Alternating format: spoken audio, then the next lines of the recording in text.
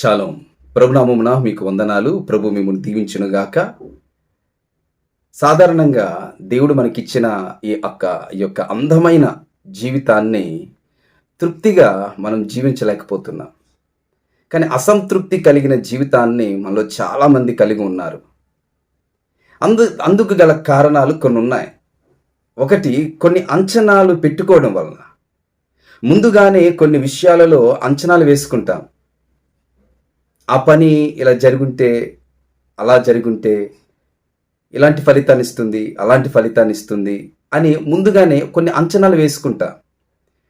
ఒకవేళ ఆ యొక్క అంచనాలు తారుమారైనప్పుడు, ఫలితాలు మనకు అనుకూలంగా రాలేనప్పుడు మనం అసంతృప్తికి గురవుతాం. రెండవ కారణం ఏమిటంటే, మన జీవితాలను ఇతరుల జీవితాలతో పోల్చుకోవడం. ఇతరులు మంచి జీవితాన్ని కలిగి ఉన్నారు, నాకు అలాంటి జీవితం లేదని. ఇతరులు మంచి ఉద్యోగాలు ఉన్నాయి, నాకు లేవని. లేకపోతే ఇతరులకు ఆస్తుపాస్తులు ఎక్కువగా ఉన్నాయి, వారికి ఏది కొదువ లేదు, సమస్తము వారికి సమకూర్చబడింది అని, నాకు అవి లేవని.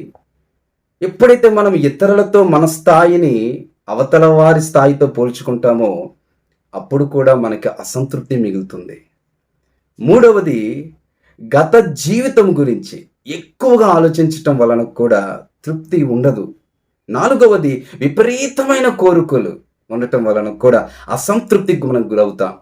ఐదవది, ప్రస్తుత జీవితమును బట్టి, వర్తమాన జీవితమును బట్టి ఆనందించకుండా ఉండటం వలన, భవిష్యత్తులో ఏం జరిగిపోతుందో, భవిష్యత్తులో ఏం సంభవించబోతుందనే భయముతో ఉండటం వలన కూడా మనిషికి తృప్తి ఉండదు. ఆరవది, కొన్ని మానసిక సమస్యల వలన కూడా మనిషి అసంతృప్తికి గురవుతాడు. ఏడవది, ఎప్పుడు నెగిటివ్గా ఆలోచించే వారికి తృప్తి ఉండదు, అసంతృప్తితోనే బ్రతుకుతారు. కానీ ఈ రోజున మన ఆధ్యాత్మికమైన జీవితంలో తృప్తి కలిగి జీవించటం అనేది నేర్చుకోవాలి. అపోస్తలుడైనటువంటి పౌలు తన యొక్క వ్యక్తిగత సాక్ష్యాన్ని తెలియపరుస్తున్నాడు.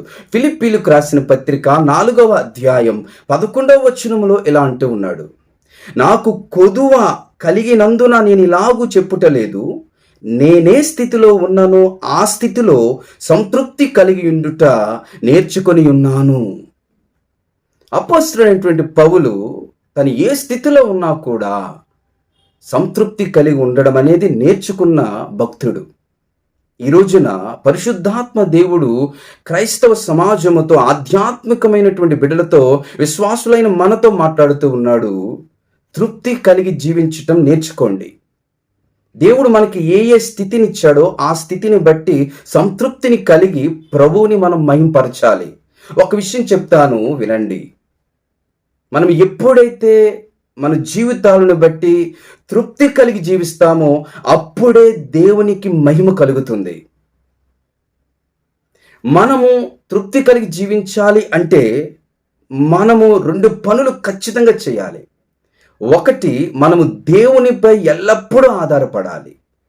రెండవది, మనము ప్రభువుని ఎల్లప్పుడూ నమ్మాలి లేదా విశ్వసించాలి.